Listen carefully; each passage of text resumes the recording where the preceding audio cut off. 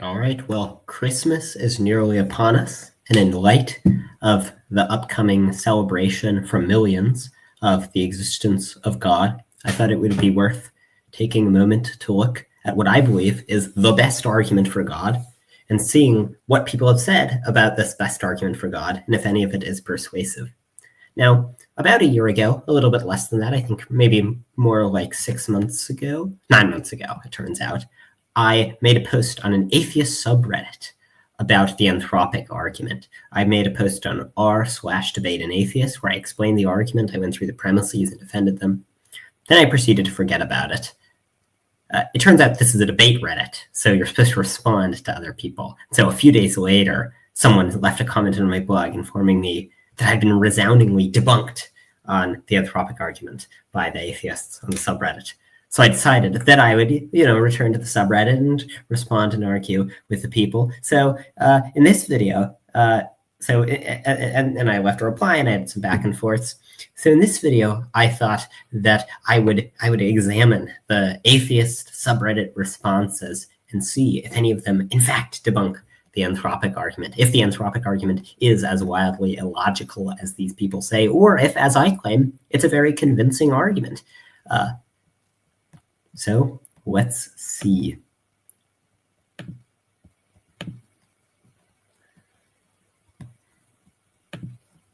Okay, the first comment.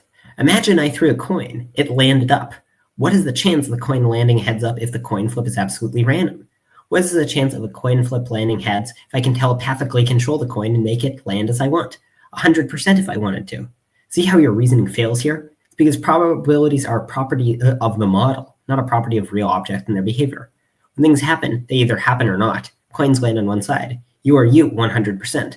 A model where things happen with 100% probability, though, is not better than the one where that is not the case. The model with telepathy is useless because with it, I can still not predict how the coin lands. So there's a lot there that's very confused. First of all, it's true that the theory that you're telepathic and have a desire for the coin to come up heads predicts with probability 1 that the coin will come up heads, but it has a very low prior. It both requires that you have telepathy, which has a very low prior, and it requires that you have a desire for the coin to come up heads when you might have a desire for the coin to come up either heads or tails. So it's true that that theory will get probabilistically boosted by the fact that the coin came up heads, but it has a very, very low probability. Now, the other point about how the probabilities being properties of a model, well, probabilities, there are different accounts of probability. One important element of probability is objective probability. So it's if you repeat some event, how often it'll happen. So for example, the objective probability of a coin coming up heads is 50%, because if you keep flipping coins, the percentage of the time they come up heads asymptotically approaches 50%. Another kind is subjective probability, which is how reasonable it is to think something will happen in advance. So if they're talking about the subjective probability, then, well, so the subjective probability of your existence is very low if there is no God, but it's very high if there is a God. At this point, it would probably be helpful to lay out the Anthropic argument. I've explained it in various places. It's linked in the video that I have down below. But the basic idea is it begins from the premise that you exist. Seems right. Then it proceeds from this principle of anthropic reasoning known as the self-indication assumption. What the self-indication assumption says is that if there are more people that you might presently be, that makes your existence more likely. So for example, suppose a coin gets flipped. If it comes up heads, 1 person gets created. If it comes up tails, 10 people get created. The self-indication assumption says that you should think tails is 10 times likelier than heads. After all, if it comes up tails, 10 people exist, so it's 10 times likelier that you would exist. There are many arguments that can be given for the self-indication assumption, many of which I have given over the years. I'll just give one, which is that if you deny the self-indication assumption, you get really absurd results. So suppose, for instance, that 1 person's created, then a coin is flipped, and if it comes up tails, 9 other people get created. If you don't think that more people existing is more likely, then after being created, you should be indifferent between the coin coming up heads and tails. But then if you learn that you're the first person, because the odds are only 1 in 10 that you would be the first person if the coin comes up tails, given that you could be any of the 10 people, then after learning you're the first person, you should think at 10 to 1 odds that future fair unflipped coin is going to come up heads, which is a ridiculous result. And it's a result so counterintuitive that virtually no one accepts it. And even people who deny the self-indication assumption and tend to squirm and deny Bayesian updating rather than accepting it. Though, as I've explained in various places, even denying Bayesian updating isn't enough to get you out of the puzzle. But certainly if you accept Bayesian updating, then it's the problem. Now, the last element of confusion is whether or not, whatever account you have of probability, it's still going to be improbable. Oh, sorry, I was explaining the anthropic argument. I got distracted. Okay, so it starts with you exist. Your existence is likelier if there are more people. So if 10 people existing makes your existence 10 times likelier, if 1,000 people existing makes your existence 1,000 times likelier, well, then infinity people existing makes your existence infinity times likelier. And it doesn't just stop at the smallest infinity. There are bigger and smaller infinities, as has been recognized for many decades by mathematicians. This will mean that the number of people that exist is however many possible people there are. The self-indication assumption should leave you to think. Because if not, then only 0% of possible people exist. And then it's infinitely unlikely that you would exist. So from the fact that you exist, you should think that the number of people that exist is the most it could be. And the existence of God best explains that fact. It's really good to create. So God would be expected to create a number of people equal to the number of possible people. In contrast, if there is no God, it's very unexpected that you'd get that many people. There's no plausible naturalistic story about how you get that many people. The number of naturalists who have proposed views on which you get that number of people is quite literally in the single digits, and those views all have utterly decisive problems, like undermining induction. Both of them do undermine induction, in fact. And there are principal reasons to think any naturalistic view that explains it will undermine induction. The size of the infinity that represents the number of possible people is at least Beth2. The smallest infinity is Beth0, Beth1 is bigger than that, and Beth2 is bigger than that. There are at least Beth2 possible people, and you need extreme gerrymandering of the sort that's extremely improbable in naturalism in order to get that many people. So the idea is, from the fact that you exist, you should think there are more people. You should think 10 people existing is 10 times likelier, 100 people existing is 100 times likelier. And so infinity people existing is infinity times likelier, and specifically a bigger infinity existing is likelier. So you should think that the number of people that exists is whatever the most number of people that there can be, and then that fact is best explained by theism, because there's no plausible naturalistic story about how you get that many people. This commenter says, well, the model with telepathy is useless because you can't predict how the coin will land. But a model can be, first of all, theism does make predictions about the future. Namely, it makes the prediction that there's an afterlife. Second of all, it can be reasonable to think that some view is correct, even if it doesn't make predictions in advance. For example, it's quite reasonable to think that Julius Caesar existed. No predictions were made in advance, nor does believing in that help you predict some other facts about the future, but you should believe that Julius Caesar exists because it best explains the well-established historical facts. In a similar way, you should think that God exists because he best explains various facts, including the fact that anything exists at all, there are physical laws, and, as pointed to by the anthropic evidence, that you exist. Okay, moving on. So ask the devil, an agnostic atheist. Now, an agnostic atheist is a contradiction in terms, and it comes as a result of this very confused way of defining things, where atheists will say, well, an atheist is merely a person who lacks a belief in God. Now, as used philosophically, an atheist is a person who thinks there is no God, and this is for very good reason. If you merely define it as someone who lacks belief in God, then you end up getting the result inevitably that okay, I'll sort by top comments. If you end up defining it as someone who lacks a belief in God, then babies and small children are atheists, then rocks are atheists, and it makes it so that insofar as atheism, to be an atheist is merely to lack a belief, then it's not the sort of position that can be argued for. It's merely a description of one's psychological states. Normally, people think atheism is the sort of thing that you can argue for. And I mean, the distinction between lacking a belief, it's all very confused. What you should have credences and propositions. So you're an atheist if you have a low credence. But okay, anyways, so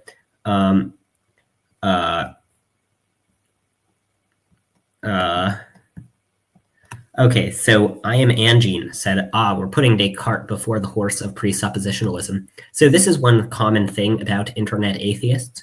They do not read very carefully. If you have an argument that even vaguely reeks of a different argument that they're not a fan of, they'll accuse it of being the other argument, even if your argument has nothing to do with the other argument and merely shares perhaps some words in common. My argument is about as far from presuppositional apologetics as one can get. I'm not saying that you need to presuppose God. I'm arguing from observed facts about the universe that they point to the existence of God, and anyone with even a basic familiarity with either my argument or presuppositional apologetics would know this. My argument also, unlike presuppositional apologetics, has the advantage of not being insanely stupid. Okay, next he says, can you demonstrate why it is more likely that you would exist if there were a God? Because the reason you've given is an interesting bit of word salad, but in the end offers nothing but yet another clear claim. Well, so this was my summary of the argument. If there were a God, my existence would be likely, but if there were no God, I almost certainly wouldn't exist. So this wasn't where I was justifying it. This was where I was explaining what the claim is. Now, if you want me to justify it, well, that's the explanation I just provided, that your existence is more likely if there are more people. So from the fact you exist, you should think that there are at least Beth2 people, for that's the number of possible people. If there's anything other than Beth2 people, then only 0% of possible people exist, then your existence is infinitely unlikely. And then if there are Beth2 people, that favors the existence of God, because God is good, and it's good to create, so God would be likely to create Beth2 people. So then they say, I need to stop clicking. Okay, this person says, see that up here? It's a series of claims, not a validation of the previous claims you've made. Well, which bit of the claim do they find implausible? Do they find it implausible that God would create all possible people? Note that you only have to think that, first of all, you don't have to think that God would create all possible people. You only have to think that God would be expected to create lots of people. If God would only create, say, Beth2 people, but not every possible person, well, then still your existence is much likelier on theism than on atheism, because theism prevents the creation of more people. Just like a coin, just like you're more likely to be created if 10 people exist than if 2 people exist, you're more likely to be created if 1 million people exist than if 5 people exist. If God creates some very large infinity worth of people, then your existence is more likely. Now, the reason to think God would create lots of people is quite straightforward and has been defended extensively in the population ethics literature, which is that it's good to create. In fact, I have a paper on this about why it's good to bring a person into existence with a good life. I argue, I won't go into my argument for it because it's a little bit technical, but so long as you think that it's good to create, and this is a fairly widely held thesis, not unique to theists, nor some controversial bit of philosophy, then God would be expected to create. If God has the ability to create and is perfectly good, he wouldn't just stop after creating 10 billion people or creating a single universe. He would keep creating until he's created either every possible person or just some very, very large number of people. So I think this criticism that it's just an unsubstantiated series of claims, I think unfortunately this criticism is no good. And note, when God is capitalized with a capital G, generally it's stipulated as part of the definition that God is perfect. So what I'm arguing for is a perfect being. A perfect being would be likely to do this because it's a good thing to do. It's no more mysterious why a perfect being would be likely to create lots of people than it is for why a perfect being would be unlikely to torture people.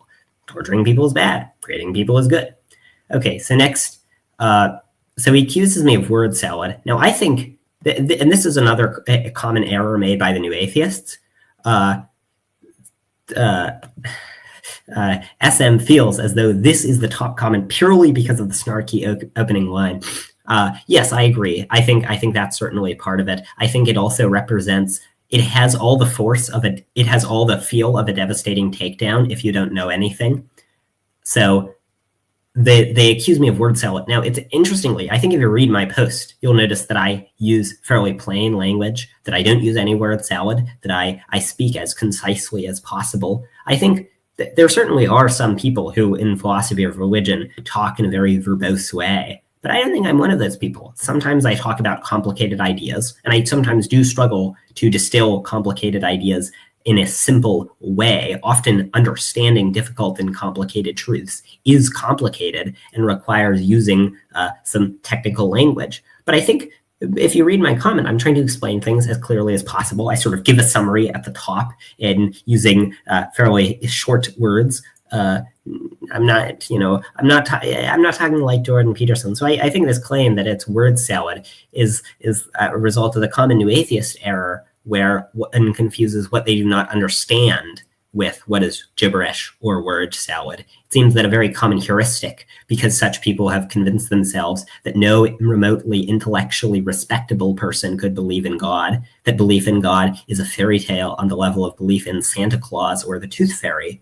They then convince themselves that if people marshal considerations in support of the existence of God that they don't understand, then the people must be intentionally gibberating and must be using word salad rather than merely making points that they don't understand. Okay, so they say, I've eaten enough word salad for now. Let's get to the meat. Made a lot of claims with none of them either validating the previous. Also, this is a hidden argument from incredulity. So, well, let's begin with the notion of the argument from incredulity fallacy, and we can talk about whether it is an argument from incredulity. But an argument from incredulity is not a fallacy. If there exists something and you're not sure how it came to be, then you're deeply incredulous about the story of how it came to be, and there can't be a non-incredible story told about how it came to be. That's a pretty good reason to think it didn't come to be that way. For example, suppose that I get home and I see suppose I've a toddler, and I come home and I see the toddler with chocolate cake smeared all over their face, and and there was a cake, and it seems bitten out of, and I say, "Did you eat the cake?" And they say, "No, I didn't eat the cake. Instead, an alien came down," and they tell this very wild story, and I say, well, I can't see, I can't imagine how that would happen. And they say to me, oh, that's the fallacious argument from incredulity. No, actually, if you can't see a way that something would happen, it's reasonable to assign a low probability to that thing having happened, depending on the context. Sometimes there's good reason to think it happened that way, but in general, if you have no idea how a thing happened, you should think it's fairly unlikely that the thing happened. Otherwise, how in the world do you ever assess explanations? You can always hold out hope for an unknown explanation. So the argument from incredulity, like the many of the other atheist so-called fallacies, like the God of the Gaps fallacy, are really just ways of giving a mean name to a perfectly permissible form of abductive inference. If and not everyone exists and I can't exist is an interesting turn of phrase, but it's nonsense. First of all, it does not account for the people who have existed, nor for the people who will exist. So they say that the self-indication assumption says you're likelier to exist if there are more people that exist. They say this doesn't account for the people who have existed or who will exist in the future. They're just not relevant to the account. The claim is your existence is likelier if there are more people. Their response is, well, other people have also lived in the past and future. Okay, cool. So what? That doesn't affect the argument. Okay, so next they say, but Beth2 is not a real number. It's a hypothetical number that shows how big any set, including subsets, could possibly ever get. Well, no, Beth2 is a real number. It's the power set of the reals. It's if you take the number of the number of ways of rearranging numbers, the number of combinations of numbers of all the real numbers, you get Beth2. If you take the number of ways of rearranging the number of ways of the natural numbers, you get Beth2. Now, there are different accounts of how the philosophy of mathematics works and whether or not Beth2 is a real number. But generally, they'll hold either that both Beth2 is a real number and say 7 is a real number, or that neither of them are real. The people who are anti-realists about math are anti-realists about all the bits of mathematics. They don't think only some of the bits are real. Now, perhaps unsurprising that people on atheist subreddit are confused about philosophy of math, but well, that's how it goes. It does not make sense to apply to a population which is actively increasing. What does it actively increasing have to do with anything? That has nothing to do with the argument. It certainly does not make sense to differentiate a population which God may or may not have created versus a population which may come about by other means. Well, insofar as we're comparing the probability of you existing if God exists versus if God doesn't, then we should look at the probability, that we should look at the different expected numbers of people that exist conditional on God existing versus conditional on God not existing. Now, next they say, well, whether created or not, the total population count of humanity will never reach Beth2 because Beth2 is not a concrete number, but an effective infinite, which humanity's population will never amount to, because again, it is not a concrete number. Well, so I don't know quite what they mean by not a concrete number. I think all numbers are abstract objects. If they mean it's not a number, which things in the real world are, like you don't have Beth2 like apples, well, then this is just begging the question. Then this is saying there aren't Beth2 people because there aren't Beth2 of anything in a set of things that includes people. That's obviously question begging. Now, the claim about, so I don't claim that humanity in the future, our like future population size will be Beth2. Now, given that you're not in the future, you don't get any evidence for there being lots of future people on SIA. You only get evidence for there being people that you might be. What you get evidence for on SIA is a big multiverse, right? Because the idea is in the different universes in the multiverse, you're not sure which of them you are. Okay, so then they say, but again, why though? Why is it less likely to exist in a naturalistic universe? Well, maybe if this person had taken the time to read my article rather than being snarky, they would have understood what the argument would be. Then they make a joke about word salad. Very funny. I mean, we're reading through this. It's an extreme dose of cringe. Okay, Hermora, an agnostic atheist, once again, a contradiction in terms, says, I always find it weird when atheists come up with the anthropic principle and argue for God, because if anything, the anthropic argument principle argues against God. Of course, we find ourselves in a world, in a universe that's capable of harboring life, as life fits its environment.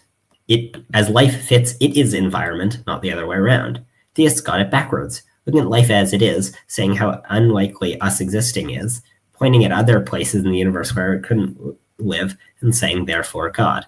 So this is confused on multiple counts. First of all, if you look at the arguments that this is supposed to be responding to, my anthropic argument, it's not about the habitability of the universe. It just has nothing to do with anything I'm saying. What this person heard is they heard the word anthropic principle, and this caused them to think about a different anthropic principle, and so then type out a little comment about that anthropic principle. But it's not related to what I'm saying. Second, this is what they're saying is really a response to fine-tuning, where people who make the fine-tuning argument say that the values of the constants of physics fall in this extremely narrow range, such that if they were tweaked even slightly, no interesting structures would arise. And they say the probability that you would get these constants falling in this extremely narrow range, that's on the order of 1 part in Google of their possible values, is very, very low if you don't have someone designing them to be that way, because then they could have taken on any of the values. Now, this person says, wow, but we can only find ourselves here, and the life evolved for the conditions that it was in. Now, in order for life to evolve somewhere, there has to be abiogenesis. There has to be some earliest form of life. The point that is made by every proponent of the fine-tuning argument, and that people seem incapable of grasping, is that you wouldn't get abiogenesis in a case where the constants weren't finely tuned. You wouldn't get anything. So let's take one example.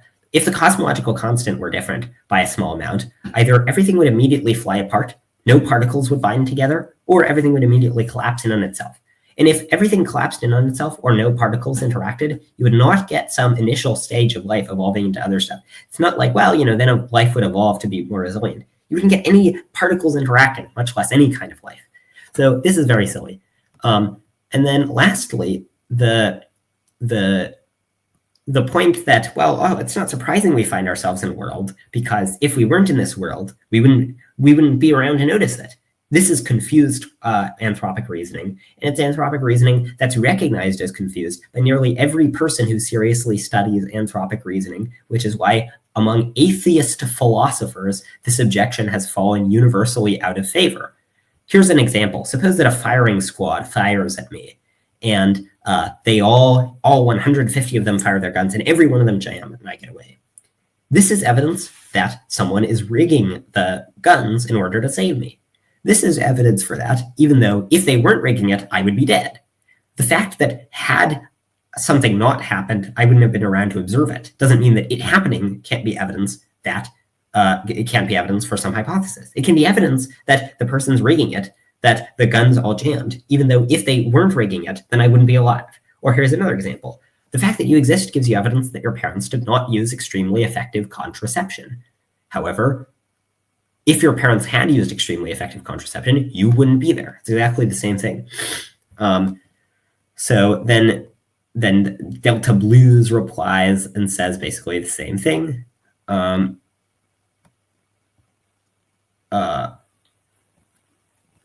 Okay.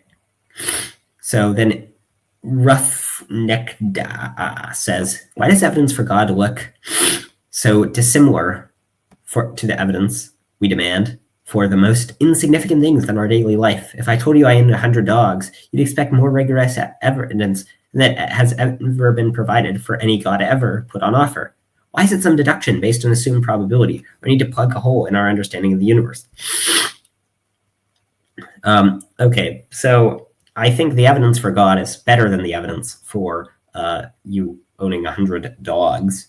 The evidence for God comes from the fine-tuning of physics, psychophysical harmony, the anthropic data. It comes from the fact that we're capable of possessing moral knowledge. It comes from contingency, maybe. It comes from the a priori fine-tuning. It comes from fine-tuning for discoverability. It comes from the existence of physical laws. It comes from nomological harmony. It comes from lots of different sources, lots of different powerful philosophical arguments.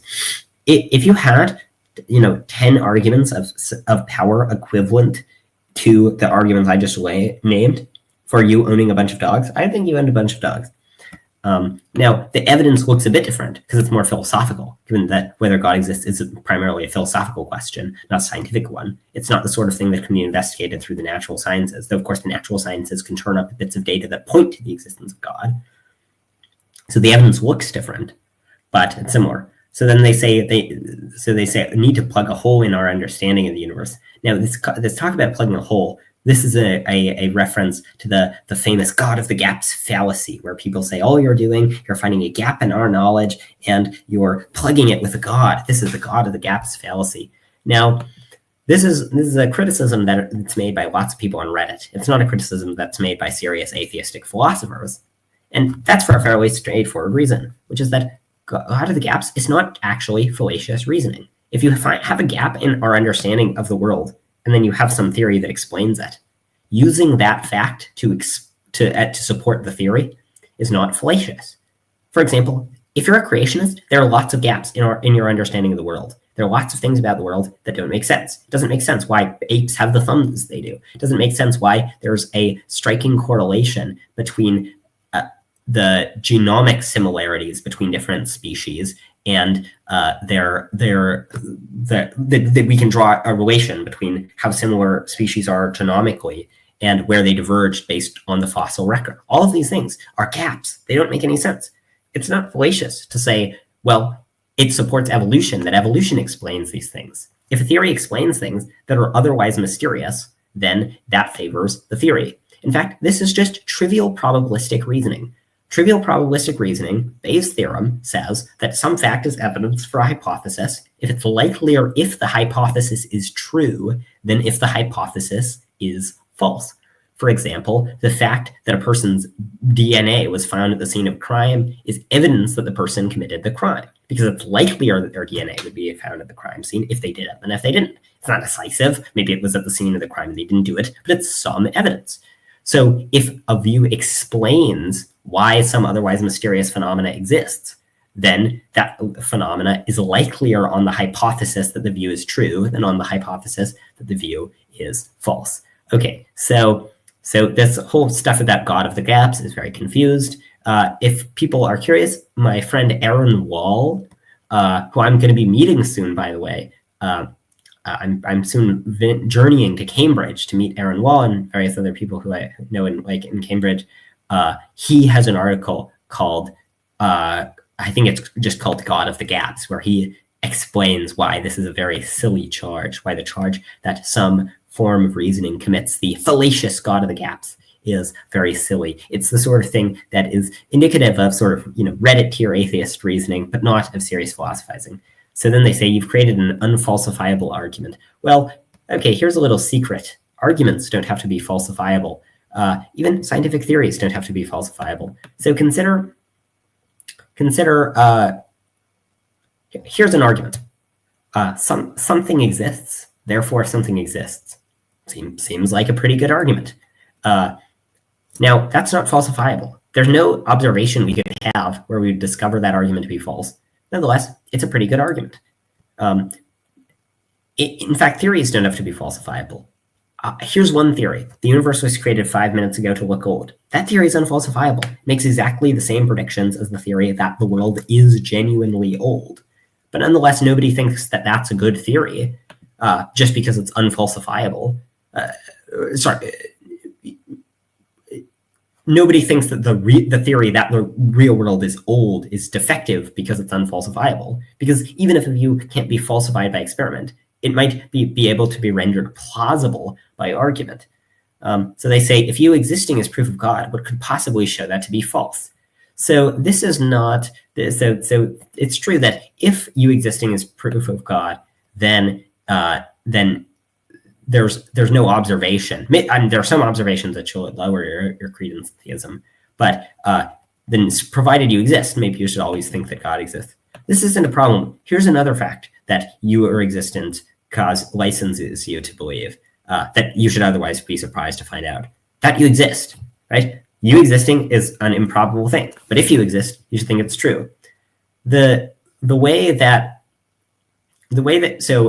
like observation, so there is something suspicious if you say no matter what you observe, it'll favor this hypothesis, but it's not actually problematic for it to be the case that anything that a person might observe favors a hypothesis. It's only problematic if everything that even in principle would favor the hypothesis, right? So imagine, in the Salem witch trials where they would say, if the witch is sunk, that's evidence they are a witch. And if they floated, that's evidence they're a witch. Well, then no matter what they do, that's evidence that they're a witch.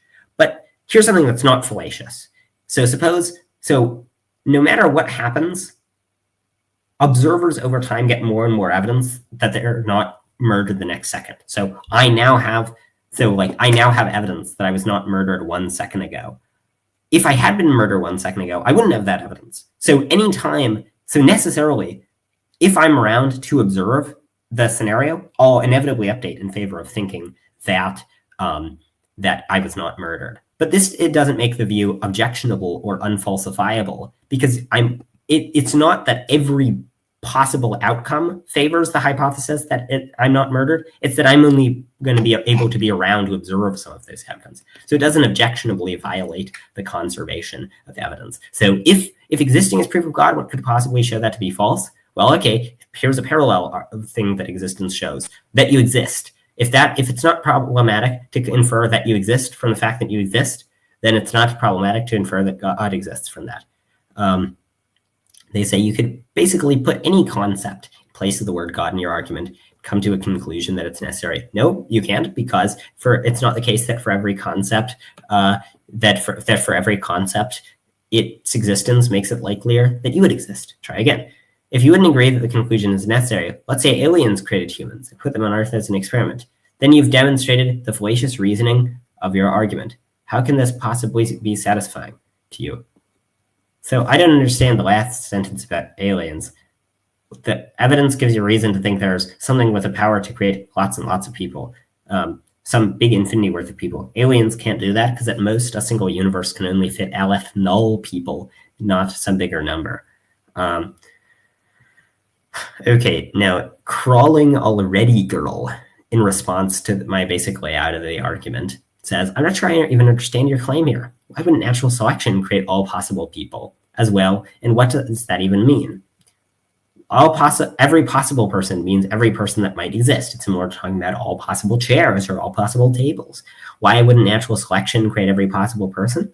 Well, because natural selection only creates a finite number of people. Now, in an infinite universe, using the engine of natural selection on a bunch of different uninfinite planets, you might get infinite people, but you'll only get a small infinity worth of people.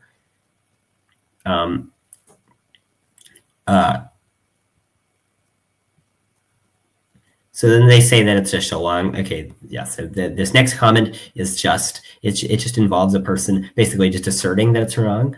The long comments are more annoying to read, but okay, see, this is a lot, but I think it all suffers from the same flaw, and the flaw is really apparent early on, so I'll address your first few issues, and you can justify it. I'll dig through the rest.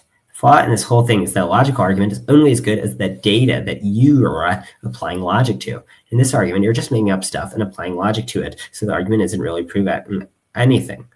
What? For an argument, you just need premises that are true and premises that imply the conclusion. Now, here are premises that are true and that I've argued for. 1, there are at least Beth2 people. 2, if there are at least Beth2 people, that fact raises the probability of God's existence. Therefore, the fact that there are at least Beth2 people raises the probability of existence. Where does this go wrong? Okay, they say, he would? Why? What do you mean all possible people? There's a finite number of people who have existed. Okay, so let's take these one by one. Why? Because it's good to create, and he would keep creating until he's made all possible people. What do you mean all possible people? Every person that could exist. So long as I don't understand what's so confusing about it. And yet you don't, for the argument, need to think God creates every possible person. You just need to think he creates a lot of people. There's a finite number of people who existed and only one planet. Why not make infinite people on infinite planets if he really is all powerful? That's literally my claim, that he makes infinite people on infinite planets in the multiverse. How did this person get through the argument without even like understanding? They got through the argument enough to write this long comment, and they didn't even understand at the most basic level that my claim is that God makes lots of people on lots of planets rather than squishing them all into Earth.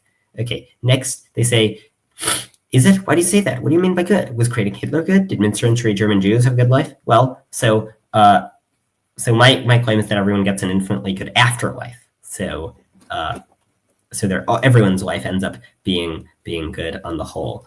Now there is a puzzle about why God allows so much evil. I think that's a real puzzle. I've written in various places about what I think the best explanation is of why God allows evil.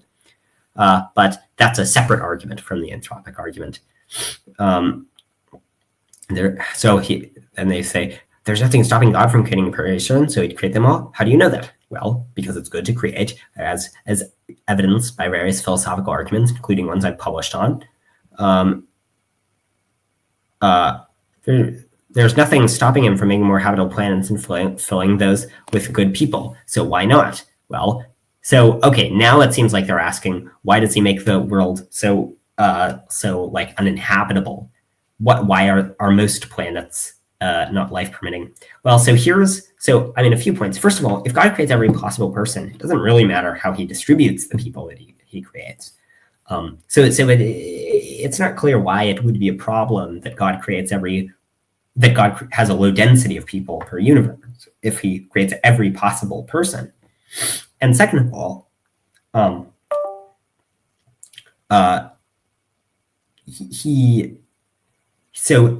the reason you would think he would create people like, really tightly bound is you'd think that would make more people. After all, like if there are people on every planet, you'd think that means more people than if there are people only one civilization every 100 million galaxies. But that isn't actually true if the universe is infinite, as seems to be pointed to by our best physics. If the universe is infinite, it doesn't matter how densely people are spread out. You still get the same cardinality worth of people. One way to see this is, imagine taking if you have a universe with null people, then you can just arbitrarily change the density by moving people around, right? So by having each of the civilizations move to a planet near the center of the universe, you could make it so that the universe, every planet is filled with possible people by pairing the first civilization with the first planet, the second civilization with the second planet, and so on. And so if that's right, then the density doesn't matter. So I don't think these concerns about scale are very significant. Then they say, why does why does he have to do it just because he can? Well, my claim is it's a good thing to do, and he can do it, and he's good, so he would do it. Why is God different? I don't think God is different. I don't know what he's supposed to be different from. I'm getting various error messages from my mic. It's saying it's appearing, but so the function is unavailable. But anyways, okay. So then they say, okay, next person, they say the God of the gaps stuff. So they just repeat the God of the gaps claim. They say you had it right the first way. Your existence is unlikely. You just happen to win that lottery. That's much more likely than secret existence of an all-knowing super being who, for some reason, thinks making Hitler and Ted Bundy is a great idea. So much text to make such a terrible case. Well, so your existence is not so if theism's true and I'm right, your existence is not unlikely. And if atheism's true and I'm right, your existence is assuming that the universe is finite, literally infinitely unlikely. So it's not, you never want to take the hit on an infinity to one update against your view. So, I mean, this comment also contains one of the common bits of new atheist tactics, where what they think is so long as you give a snarky name to the thing that you're disagreeing with, you've successfully refuted it. So if you call it a sky daddy or a secret existence of an all-knowing super being, which sounds kind of silly, despite being the sort of thing for which nearly everyone has existed throughout all of human history, and that's supported by extremely powerful arguments. Now, okay, they raise the problem of evil. That's a serious problem. I've addressed that in various places. I think it requires more discussion than I would want to provide in a brief off-the-cuff statement. Okay, next one.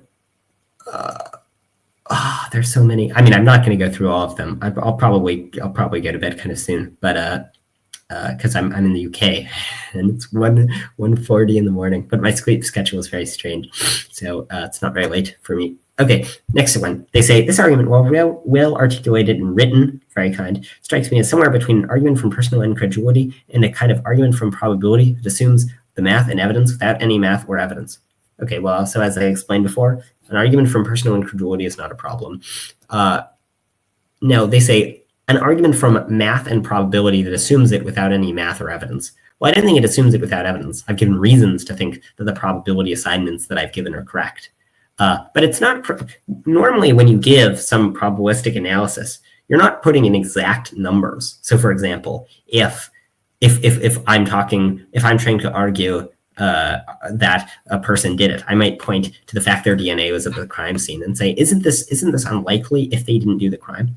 Now, I wouldn't put an exact number on that. I wouldn't say it's 47.2139% likely if they didn't do it and 38.1248% likely if they did. But what I would say is that it's likelier. That's a judgment we can have. So I don't know exactly how likely it would be that you would exist on theism versus atheism. But what I've claimed is that unless some huge number of people are created, your existence is infinitely unlikely.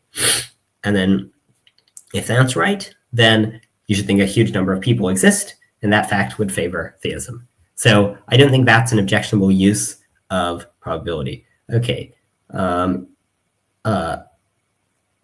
Okay, is this the argument that convinced me to believe in the God that I follow? Yeah, it's one of them. I think the argument should convince you because it's sound. How do I get from the argument to my specific God and not Lord Shiva? Well, I'm a generic theist, right? So I think there's a God, but I don't think any major religion is right. I guess it's Lord Shiva Hindu. I mean, I guess I don't find the case for Hinduism that plausible.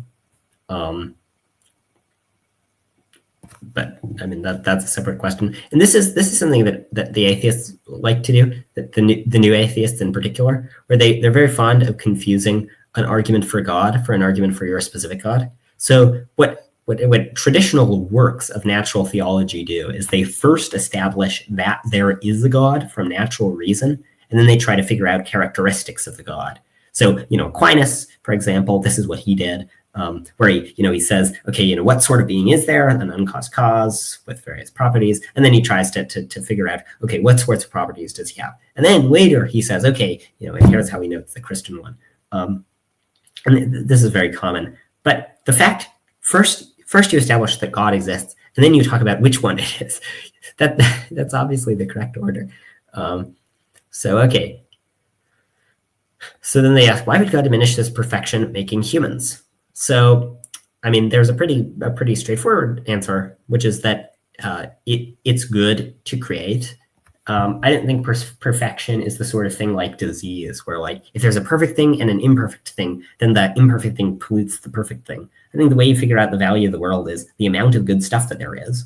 And so he would create stuff that's imperfect, because even though it's imperfect, it adds to the value of the world, given that it's good when a person gets created. If you get created and you live this happy, infinitely good, joyous existence filled with an infinite number of happy moments, filled with,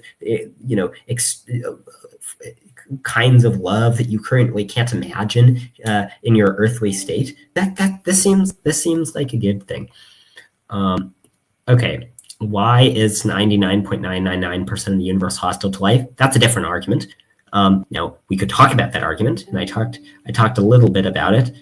Thank you, Blake. Merry Christmas. But I think, as is fairly clear, that is not the same argument, and the point about hostility to human life.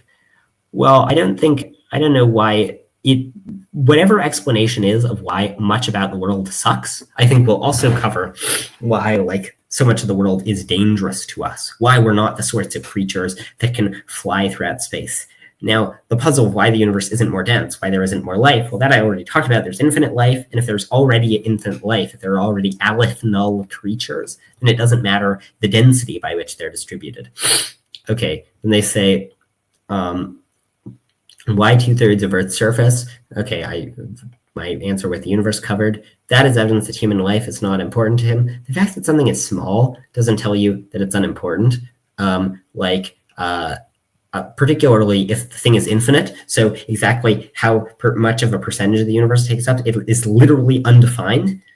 Then they say the universe is created with something in mind. The thing is black holes. Now, an interesting fact: if the universe is aleph null meters across, then if it's infinite in size, then there are as many humans as black holes. You can put them in one-to-one correspondence, and so it doesn't matter exactly how they're distributed.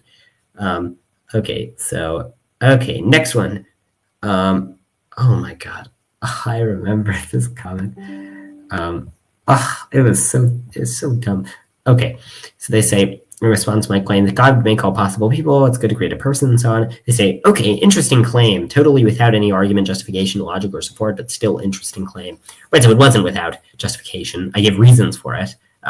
Those reasons will come in the form of arguments for the self-indication assumption, which says your existence is likelier if more people get created. But of course, hard to expect a person like this to read. But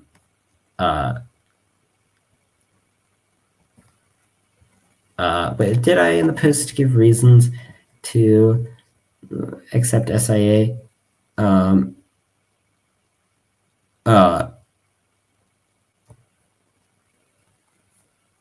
Yes, I did.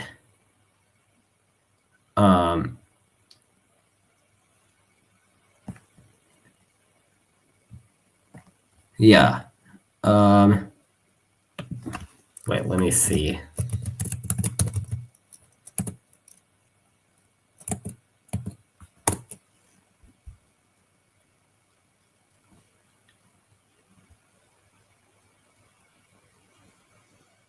Yeah, no, I did. I mentioned that alternatives to SIA imply these very bizarre results. They all imply that you can be confident in a future chance event. Okay, let's see. Where's the name of the guy who I was responding to?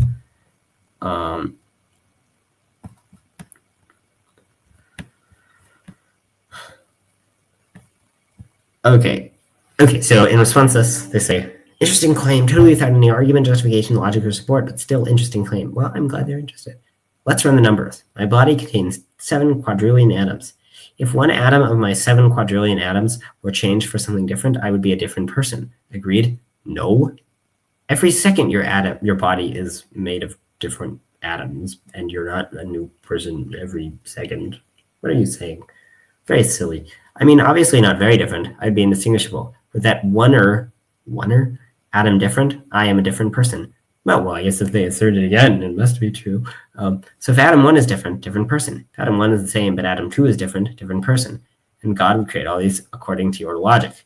So quickly we realize, by using the outer template, I could create 7 quadrillion variants of myself that are different people. Well, you can't have 7 quadrillion variants of them at the same time. You could only have 1 variant of them at the same time, because you can't clone yourself. Now we have 14 quadrillion people. You see where I'm going? Now repeat the experiment. Okay.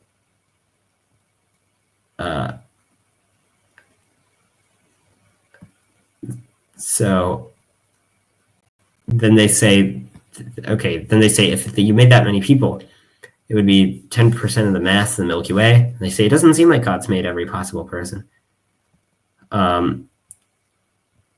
again, my claim is that he makes them in the multiverse. My claim is not that they're on Earth. Obviously, there are not infinite people squished on Earth.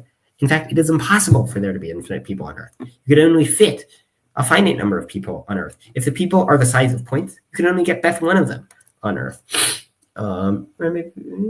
Yeah. Maybe Beth. I think Beth won. Okay, next one. Okay, this person says, sigh, an argument from incredulity mixed with infinite special pleading, resting on a slew of wild, unfounded assertions. So as we already talked about, an argument from incredulity is not fallacious. It's in fact a perfectly good form of reasoning. This is something we recognize in every other context. You know nothing about very well understood sciences. Nothing I said depends on any facts about well understood sciences. And you special plead like crazy to avoid having to deal with the question of how your God came about in the first place. What? I'm not making a cosmological argument. The thing that theists generally say is that God exists uncaused. Nothing else produced him. Now, is there something wrong with that explanation? An atheist will have to say that the universe or that something existed without a cause. So, lots of people think this is the worst problem for the atheist because their thing exists within time or something, or is contingent. But at the very least, it's not some decisive, unique problem for theism. They say also, even if your logic wasn't ridiculous, you would have only proved the existence of a deity. You still have to go and show how you know it has the attributes you claim it has. If you are a Christian, how do you know he hates masturbation and killing and loves the smell of burning meat and killing? If you're a Muslim, how do you know it hates infidels and people eating pork and rewards murderers with sex slaves? So I'm not a Christian or a Muslim. So but again, this argument gets you to the existence of God, and then you argue about the properties of the God. Now, obviously, I think if you're a Christian, you should have you should not have a childlike understanding of the Old Testament violence. So you should not think that God loves killing, and you should not read the Bible in an overly literalistic way, given that if you do, you end up getting very implausible results. Okay. So if I were a Christian, I would not be dissuaded I would not think God loves killing and the smell of burning meat. Okay, next one. Tater Biscuit says, right off the bat, my atheisty sense telling me this is going to be an argument that only makes sense if you already believe gods are things that are likely to exist. That is, I don't believe in any gods. So inductive, therefore God is more likely type arguments are just going to fall flat. It seems more likely that I'll flip 1, 10, and then a Google to the power of a Google heads in a row than it is that something as arbitrary as God actually has physical existence. Okay. If this is your prior, then I agree. The argument should not convince you, right? An argument, an argument that's supposed to convince people who are agnostic, who are on the fence, who lean against the view. If you start out infinitely sure that a view is wrong, you are unlikely to be moved by a single argument. This is old news. And imagine we took this seriously in other domains. So my response to an argument for evolution, or so, I believe in evolution, to be clear, but someone who didn't believe in evolution, their response to an argument for evolution was, why did it start out with a prior in evolution of less than 1 in 10 to the power of Googleplex? Well, yes, then the argument is not going to move you.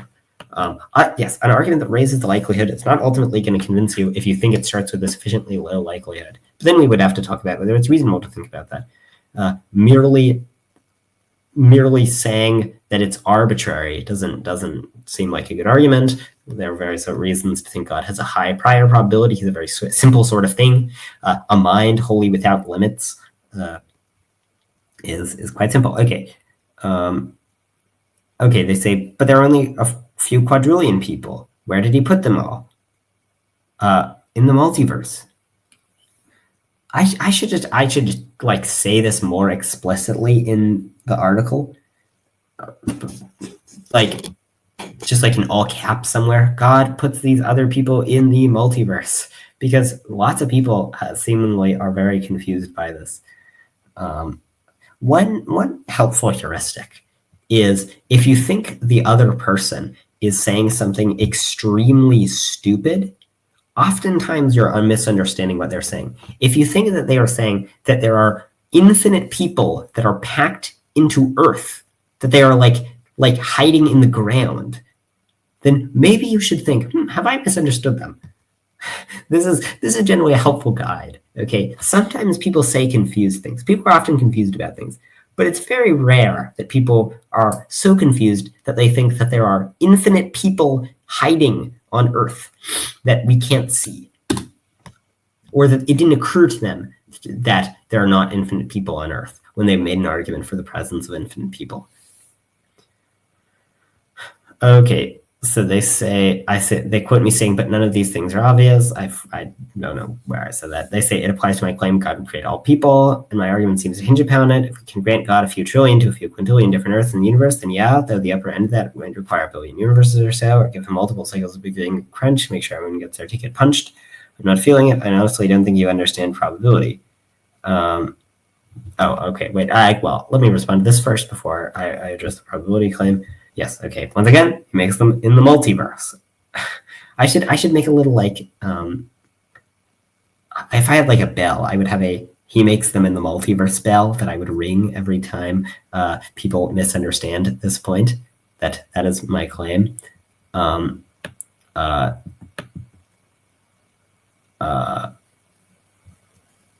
Okay, so they say, I honestly don't understand probability. It's never retrospective, ever. The odds of you existing are 1 out of 1. This person doesn't understand probability. They don't understand probability at all. Probability is not always retrospective. You can look at the probability of some event on different hypotheses. This is called Bayes' theorem. This is the most basic, like introductory stats class 101 form of probabilistic reasoning. So for example, it's true that you exist now that you know it is probability 1. But the conditional probability of it on theism versus atheism is not probability 1. So, analogy.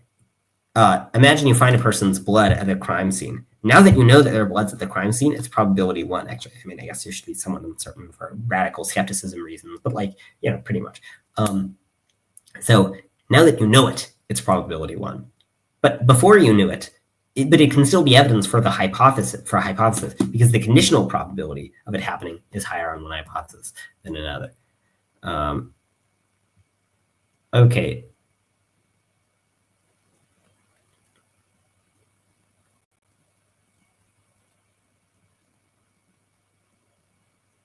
Yeah, but again, I'm not saying it's too impressive. Like, this is just this person doesn't understand that if this were right, this would jeopardize every form of probabilistic reasoning. Okay, if we discovered people writing about, Julius Caesar and other historical figures, by this person's logic, that can't be evidence that that person existed, because we already know that they did it, and so you can't do probabilistic analysis. It's just utterly confused. Okay, then they say, I'm invoking a rounding error to sweep the universe-sized hole in my argument under the rug. I don't understand what this means. This is very confused. This person, I don't think, is tracking the argument at all.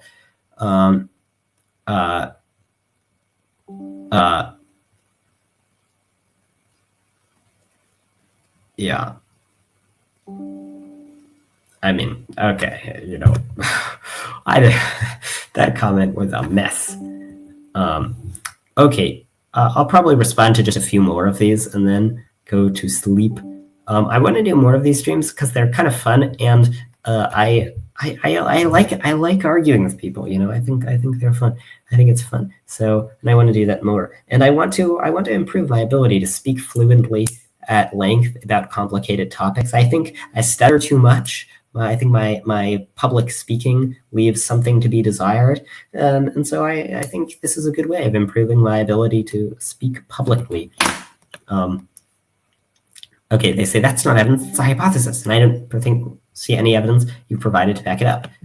Okay, well, then you haven't read very carefully. The evidence is that you exist. That's evidence for the hypothesis that God exists, because it's likelier if God exists than if God doesn't. More importantly, you provided zero evidence for this claim. Okay, so I provided evidence. The evidence was the anthropic argument. I explained the probability theory of how to reason about your own existence, and said if this is right, then what this means is that the fact that you exist gives you infinitely strong evidence that infinite people exist, and that's very unlikely on atheism. They assert, okay, so I gave an argument. They have no response to the argument. They just assert, there's lots of evidence to the contrary. What evidence to the contrary? Then they accuse me of the argument from credulity. No, it's not an argument from incredulity. I'm not saying, I can't believe how this would happen. It's an argument from probability. I'm saying this thing happened. That's very probable. That's comparatively much more probable if theism's true than if theism's false. Then they say, you're mistaking what seems like very some chances for absolutely no chance. Well, I didn't say it's absolutely no chance. That's why I said roughly zero means not zero. I agree, there's some chance of you existing on atheism, but it's very low. Okay, they got bored halfway through. Okay, this next person, they got bored halfway through. Wow, I bet this person has a stunning refutation where they didn't finish reading like 1,000 words. Okay, they say, I'm reading, wow, it's amazing we exist. I can agree, indeed, that it's amazing. It's a great unsolved question to ask, what are all the events that must have happened for me to exist? But adding God to the mix solves nothing. It just doesn't. It's not an explanation. We have no idea what a God is. It doesn't. Well, we know what a God is. God is a perfect, all-powerful being. That's the definition of God. Well, capital G. I guess a lowercase g God is a powerful agent of some sort or another. Second, because now the great unsolved question is, what are all the events that must have happened for a supernatural, all-powerful deity to exist? Well, there are none. That's uncaused. We are not uncaused. But again, the argument is not about causation. The argument is about the fact that you in particular exist. It's about anthropics, which this person's comment has nothing to do with. Okay, then when I say how is it that we exist, it's not about like the events that are needed in our creation. The argument would, the argument, it doesn't depend on like the improbability of like abiogenesis or something. It has nothing to do with the argument. And it's just, these people, they fashion themselves serious people, the inheritors of the Enlightenment, lovers of science. But when it comes to reasoning, and they think those who disagree with them about the God question are these superstitious, credulous, foolish morons who are so clouded and blinded by our religious irrationality that we resort to wild leaps of irrationality. And then you look at the sorts of things that they say in response to the arguments, and it's just they don't even have a basic familiarity with the argument. They have these like basic misunderstandings of everything about philosophy and probability theory and how everything works. It's just these people need to learn philosophy. Okay, they say they're trying to do BS with math information and end up with begging the question by saying God could consider all sets at once. No, I did not say that. What I said was, so imagine, I was talking about how big the cardinality of the set of all minds was, or whether there is a set of all minds. I said if there were a set like that, and it had some cardinality, then so long as you could have a mind thinking about every combination of the other minds, then you inevitably get the result that there's no set of all minds, because you could have a set for every subset of the minds, because a set thinking about every subset of the minds. And so then you'd get the result that there are more minds than there are. This is about the number of possible minds. It's not about, it has nothing to do with God thinking about sets. Try again. Okay, they say, I say, in contrast, what are the odds of my existence conditional on atheism? Roughly 0. There are at least about 2 possible people. Say, this comes after you argued God would create all possible people. Since we don't have both 2 people, doesn't that mean you're disproving God? No, we do have to both 2 people. Again, imaginary bell. The best 2 people are in the multiverse. This is the claim. This has always been the claim. Nobody thinks that there are best 2 people secretly hiding on Earth. If I thought that, I would be crazy. This is not what the argument has claimed.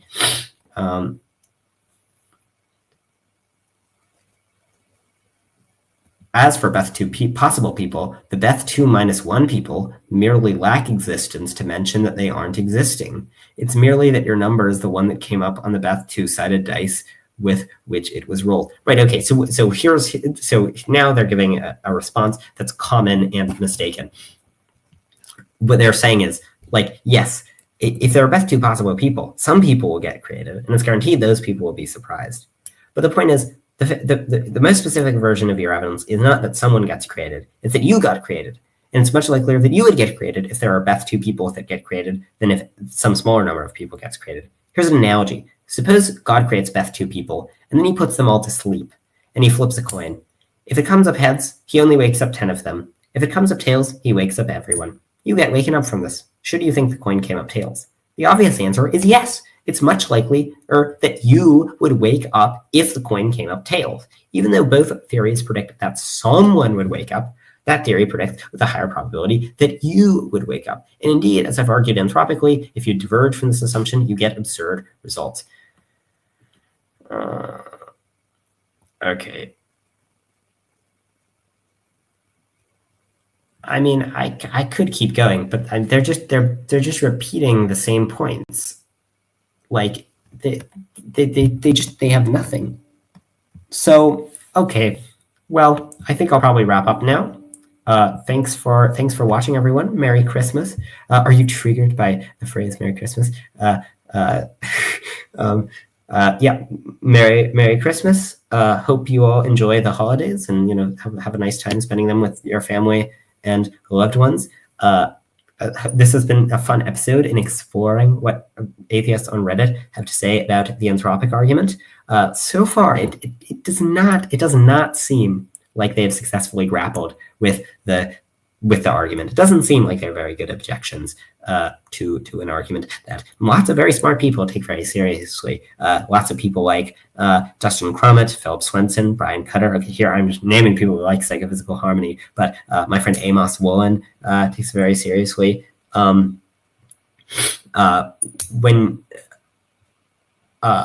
the various people on the Substack, a guy named Plasma Blogging, who, I mean, he sounds like a joke, everyone's name, but he's actually a very smart guy and has written about various philosophical topics. He takes it extremely seriously. I mean, there are lots of people who take the Anthropic argument very seriously, and yeah, it seems like it's worth taking seriously. I've written a reply to basically every criticism of it that's ever been given, and I think none of them work. I had a debate with, or a discussion with the leading critic of the Anthropic argument, and he ended up walking back some of his earlier claims. I think the Anthropic argument is a strong argument. It's an argument that's worth considering. And unfortunately, up until this point, people have given it very little thought. They've not spent very much time considering the objections. They've dismissed it mostly based on only a cursory glance at the literature, only based on dismissing, for example, the self-indication assumption based on just a single bad result without taking into account the myriad arguments in favor of accepting the result. So yeah, I encourage you to check out my Adam, sorry, the debate, it was not recorded because he didn't want it to be recorded. I would have been happy to record it. And in general, if there's a guy who has criticisms of the Anthropic argument, I'm happy to have a YouTube debate with this person. If any of you have want to write out criticisms of the Anthropic argument and I don't know, are some non-rando and you want to debate about it, I'm more than happy to debate about it because I think it's a good argument. And I think it's the kind of argument that can fruitfully profit from debate about it. I have had several debates about the anthropic argument on YouTube. I debated, I'd say debates, they were mostly these sort of friendly discussions. I had a talk with, I've had various call-in shows where I talked about it. I had one just a few days ago.